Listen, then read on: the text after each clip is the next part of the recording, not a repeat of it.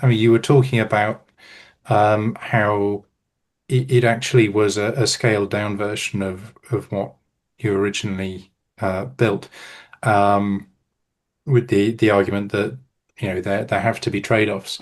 I'm just wondering if you could expand on that a bit more, and whether the uh, the version that you showed actually was the thing that gave the greatest performance benefits, or if there are other kinds of trade-offs that you were looking at.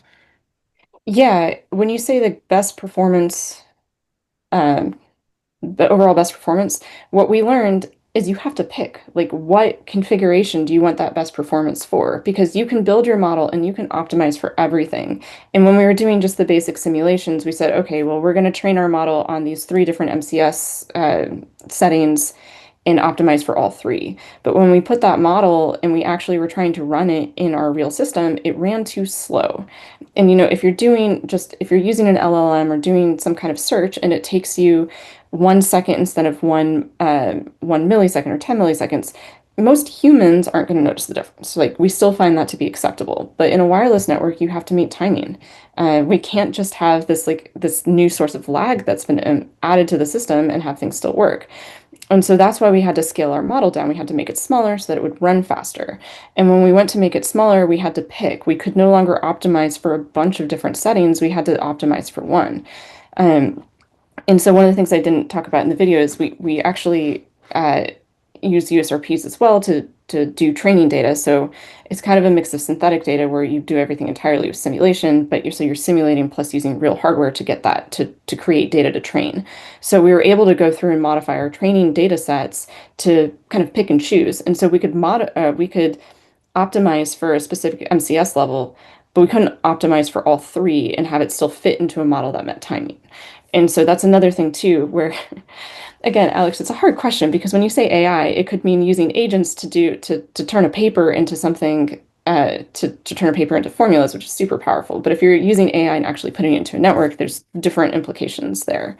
And so yeah, actually getting stuff to run in real time is a challenge that again we don't always think about because sometimes we'll just run a model and it's amazing and we can get this great performance, but in reality, you got to build it.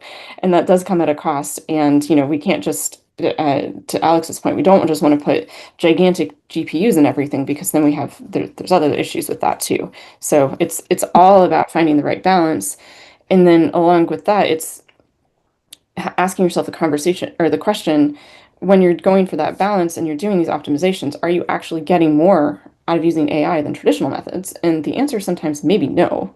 Um, it also may be like, yes, absolutely. And so by having just thinking about this and looking at this and testing these things out, then we can make smarter decisions about when and where are the right places to use AI in our systems.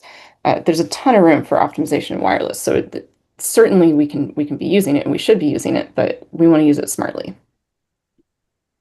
So one point to highlight the difficulty in what Sarah describes is that in 5G, a time slot is a maximum of 1 millisecond, right? A transmission time interval.